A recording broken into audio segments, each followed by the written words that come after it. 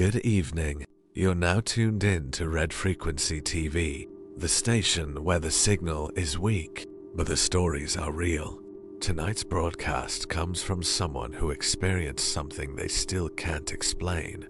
So turn up your volume, keep the lights on, and whatever you do, don't watch alone. Tonight's transmission is called You Heard That Too. I'm not really sure where to start with this. Honestly, if this wasn't happening to me, I probably wouldn't believe it either. About a month ago, my grandma got admitted to the hospital. Nothing life-threatening or anything, but she was gonna be there for a while, so somebody had to stay at her house. That somebody ended up being me. Now my grandma's house is old. Not creepy old, just old. The kind of house where the floors creak when nobody's walking. The kind of house where every sound feels louder at night. The first couple days were normal, then the third night happened.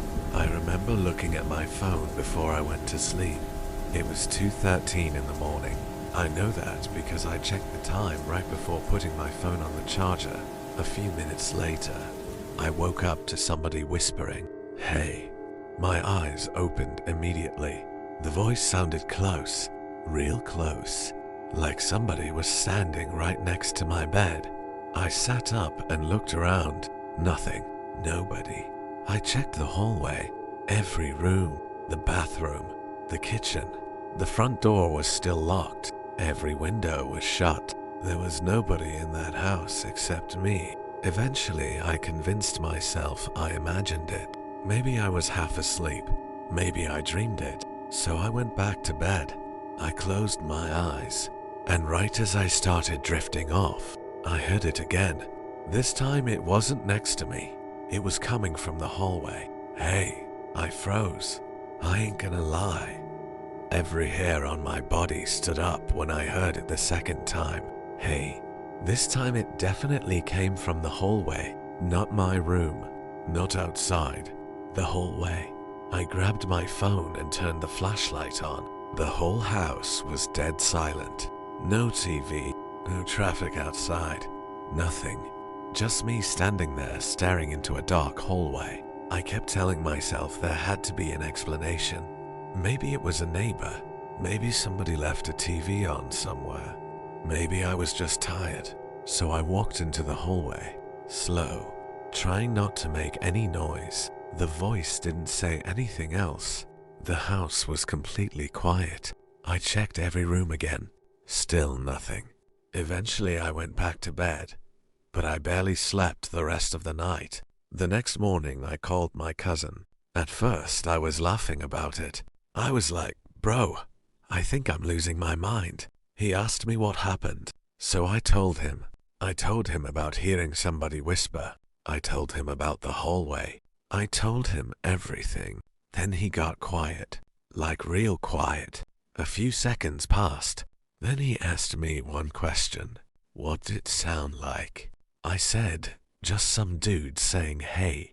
There was another long pause. Then he said something that made my stomach drop. Grandma used to hear that too. And the way he said it, it didn't sound like he was joking. When my cousin said that, I didn't even respond at first. I just sat there holding the phone, trying to process what he just told me. Because now it wasn't just something I heard. Somebody else had heard it too. I finally asked him what he meant, and he hesitated before answering. Like he didn't even want to say it out loud. He told me Grandma had been hearing that same whisper for years. Not once or twice. Years. Always at night. Always when she was alone. Always the same thing. Hey. At first, she thought it was just the house settling, or maybe her imagination. But then it kept happening, over and over, and she started getting scared of it. Not because of the sound itself, but because of what happened the one time she responded to it. My cousin stopped talking for a second after that, so I asked him what happened. He said Grandma never really explained it in detail. She just said after that night, the voice didn't just say hey anymore. It started calling her by name. That's when she stopped talking about it. And that's also when she started writing things down. Rules. My cousin said there was a notebook she kept hidden in her room. A list of things she wrote for herself. Things she told herself never to do again. I asked him what the rules were. He said he didn't know all of them. Just a few he remembered hearing her say. He told me 3 of them. 1. Never answer it. 2. Never go toward where you hear it from. 3. If someone asks you, you heard that too. You're supposed to say no, no matter what. I laughed a little when he said that last one, because it sounded crazy, like some paranoid old superstition. But my cousin wasn't laughing. He told me I should leave that house that same day if possible. Then before I could even respond, he added something else. He said Grandma didn't stay in that house alone for the last few years. She just made it seem like she did. I asked him what he meant, and he said she wasn't the only one hearing it anymore. After I hung up, I just sat there for a while, not moving, not even thinking straight, because now everything felt different. It wasn't just I heard something weird in my grandma's house anymore. It was this has been happening for years, to multiple people. I kept replaying what my cousin said in my head, especially the part about the rules. Never answer it, never go toward it, and never admit someone else heard it too. That last one didn't even make sense at first, until I realized the way he said it, like it wasn't advice, like it was a warning. That night, I decided I wasn't gonna sleep in the dark. I left a light on in the hallway, kept my phone recording audio just in case, and I stayed in my room trying to act normal. For a while, nothing happened.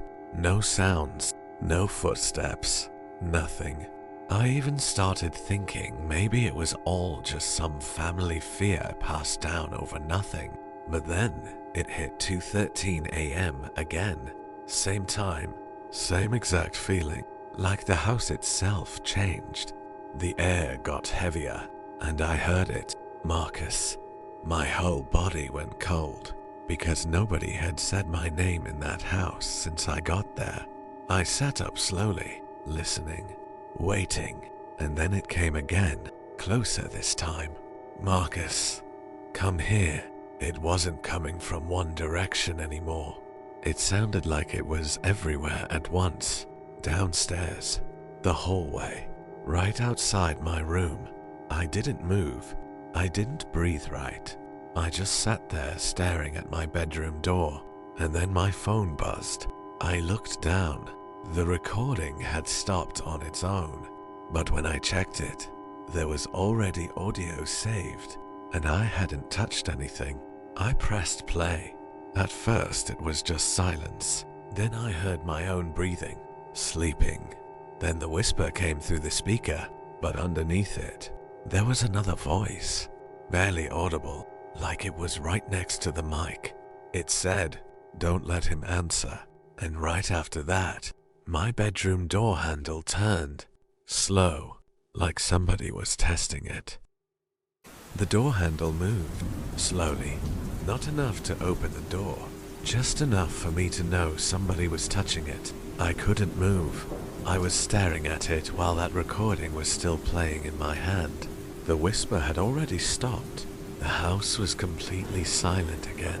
Then the handle moved a second time, a little harder. I immediately grabbed my phone and called my cousin. Didn't care what time it was. Didn't care if I woke him up.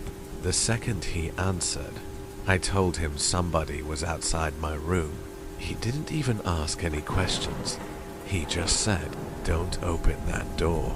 I told him I wasn't planning on it. Then he asked me something weird. He asked if the voice had said my name yet. The second I said yes, he went quiet, the same way he did before. Then he said, "Marcus, listen to me carefully. If it starts using your name, it means it knows you can hear it." I asked him what that meant. He said he didn't know. Grandma never explained that part. She'd just say that once it learns your name, it gets closer. Then I heard something outside my room. Not a whisper, not footsteps. Scratching, slow scratching, like somebody dragging their fingernails across the wall in the hallway. Back and forth, back and forth. My cousin heard it through the phone. I know he did, because he stopped talking immediately. The scratching got closer, moving down the hallway, closer to my bedroom, closer to the door. Then it stopped, right outside. My cousin whispered, "Marcus." I said, "What?" He said, "Look under the door." I don't know why I listened. Maybe because I was scared. Maybe because I needed to know. But I looked, and there was somebody standing on the other side. I could see their feet, bare feet, perfectly still. Then my phone screen lit up, a text message from Grandma. The problem was, Grandma's phone had been turned off for 3 days, and the text only said 4 words: "Don't let it in." The second I read that text, my stomach dropped, because my grandma couldn't have sent it. I knew she couldn't. I talked to my aunt earlier that day. Grandma's phone had been dead since she got admitted to the hospital. So who sent the message? I looked back at the bottom of the door. The feet were still there, not moving, just standing, waiting. My cousin was still on the phone. I could hear him breathing. Then he asked me a question I wish he never asked. He said, "Marcus, how many feet do you see?" I looked again. 2, just 2 bare feet. I told him, and instead of sounding relieved, he sounded scared, terrified. He said, "Don't look away from them." What? Don't look away? I asked him why. He said because Grandma told him something years ago. She said if you ever see it, don't take your eyes off it, not even for a second. I didn't understand what he meant until my phone buzzed again. Another text.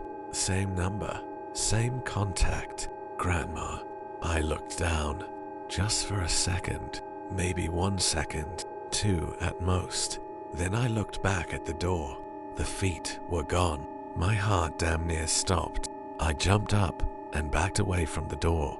Because there was no sound, no footsteps, no running, nothing. 1 second they were there, the next second they weren't. Then my cousin started yelling through the phone. "Marcus." I said, "What?" His voice was shaking. He said, "Get out of your room." I asked him why, and I'll never forget what he said next, because I slowly turned my head toward the bedroom window as he said it. He said, "Because if it's not outside your door anymore, then it's looking at you from outside." And standing on the other side of the glass was a face.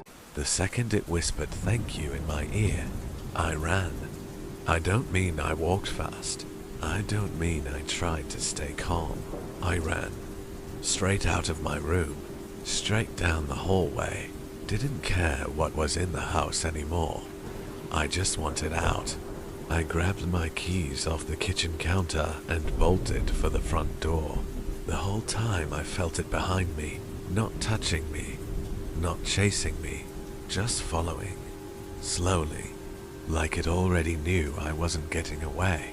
I got outside and jumped into my car, locked the doors, started the engine, and left. I didn't even look back. I drove for almost an hour before I finally pulled into a gas station. By then I was exhausted. My phone battery was almost dead. My hands wouldn't stop shaking, and for the first time all night, everything felt normal. No whispers, no texts, no footsteps, nothing. I remember sitting there thinking maybe I finally got away. Maybe whatever was happening was tied to the house. Maybe I was safe. Then I noticed a man standing by the pump across from me, just staring. Not in a threatening way, more like he was confused, like he recognized me from somewhere. Eventually he walked over, I rolled my window down a little, and before I could say anything, he asked me a question that made my blood run cold. You heard that too. Every sound around me disappeared. The traffic, the pumps, everything, gone. I just stared at him because all I could think about was Grandma's rule. If somebody asks you that, you say no, no matter what. The man kept looking at me, waiting, and then right behind me, from the back seat of my car, I heard a whisper, closer than it had ever been before. Tell him yes. I wish I could tell you I got a good look at the face. I didn't, and honestly, I think that's what scared me the most, because it wasn't standing close to the window. It was standing out in the yard, at least 20 feet away, but somehow its face was pressed against the glass, like distance didn't matter, like it was far away and right next to me at the same time. I stumbled backward and dropped my phone. My cousin was yelling through the speaker, asking what I saw, but I couldn't answer. I couldn't stop staring at it. The thing at the window wasn't moving, wasn't blinking, wasn't doing anything, just watching me. Then I noticed something. The face looked familiar. Not familiar like somebody I knew, familiar like I'd seen it before, somewhere. Then it hit me. The hospital. Earlier that week, when I went to visit Grandma, there was a man standing at the end of the hallway outside her room, just standing there, doing nothing. I remember him because every time I looked away and looked back, he seemed a little closer. I figured he was another visitor. Now I wasn't so sure. My phone buzzed again. Another text from Grandma's number. This one only said, "It knows you saw it." The face at the window smiled. Not wide, not creepy, just enough, like it knew something I didn't. Then the lights in the house went out. Every single one. The hallway light, the kitchen light, everything. Gone. The only thing left was the moonlight coming through the window, and for about 3 seconds, I couldn't see the face anymore. Then my phone flashlight turned on by itself.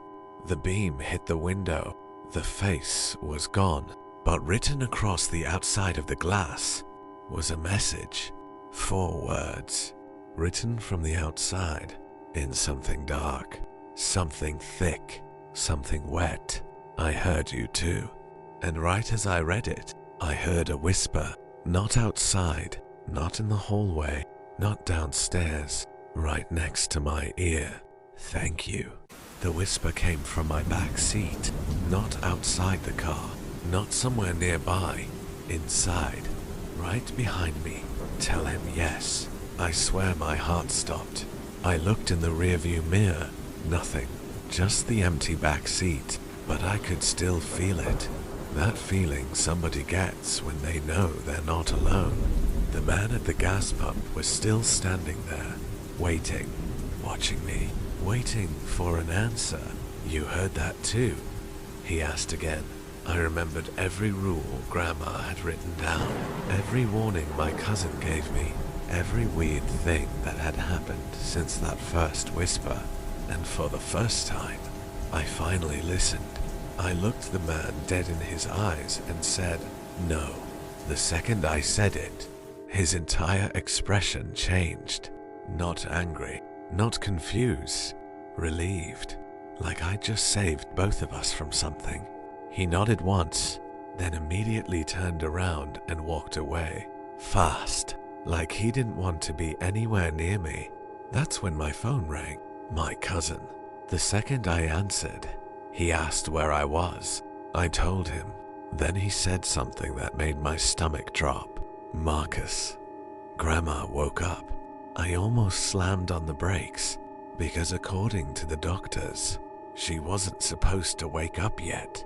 My cousin said she'd only been awake for a few minutes, but the first thing she asked was where I was. The second thing she asked, if I'd answered the voice. I told him no. For the first time in days, there was silence. Then he said, "Good, because if you had," I asked him what would have happened, and he told me Grandma wanted to explain it herself. So I drove straight to the hospital. I got there around midnight. The halls were almost empty. Most of the lights were dimmed. Everything felt wrong. I got to Grandma's room, opened the door, and she was awake, sitting up in bed, waiting for me. The moment she saw me, she started crying, not because she was happy to see me, because she looked terrified. Then she grabbed my wrist, pulled me close, and whispered, "It's not the voice you should be afraid of." I asked her what she meant. She looked toward the doorway at the dark hospital hallway behind me and said, "The thing that's been talking to you isn't the one that's trying to get in." The second Grandma said that, I felt every hair on my arms stand up, because for days I'd been terrified of the voice, the whisper, the thing calling my name, the thing following me, and now she was telling me that wasn't the real danger. I asked her what she meant. She kept staring at the hospital doorway, wouldn't take her eyes off it. Then she said something I'll never forget. "The voice isn't hunting you, it's warning you." I just stood there looking at her, confused, because none of this made any sense. Grandma told me that years ago she heard the whisper too, just like I did. The same hey, the same voice, the same rules. But one night, she answered, and after she answered, she started seeing something. Not hearing it, seeing it. A man, always standing far away, watching, never speaking, never moving, just waiting. The same man I'd seen at the hospital, the same face I saw outside the window. Grandma started crying. She said the whisper wasn't trying to get people, it was trying to stop them. The second voice on the recording, the one that said, "Don't let him answer," that wasn't part of the haunting. That was a warning from somebody who answered years ago. Then Grandma squeezed my hand so hard it hurt and asked me one question. "Marcus, did the man ever smile at you?" My stomach dropped, because he had. Outside the window, Grandma closed her eyes, like she already knew the answer. Then she said, "You're out of time." I asked her what that meant, but before she could answer, every light in the hospital hallway shut off. At the exact same time, the room went dark. Nurses started yelling somewhere down the hall. Alarms started going off. Then I heard it. Not the whisper, not the warning. For the first time, I heard the man speak. His voice came from somewhere out in the darkness, calm, patient, almost friendly. And he said, "Marcus." That's exactly what I did. I looked at the floor, walked out of the hospital, got in my car, and drove. I haven't stopped since. I sleep in different places. I never stay anywhere too long. And every now and then, at exactly 2:13 in the morning, I still hear that whisper, "Hey." But now, when I hear it, I whisper back one thing, "Thank you," because every time it speaks, I know he's still behind me, and every time it warns me, I get one more day, one more night, one more chance to never look back. And if you've ever heard somebody whisper "hey" when nobody was there, do yourself a favor, pretend you didn't, because if somebody ever asks you, you heard that too. Say no, and whatever you do, don't turn around.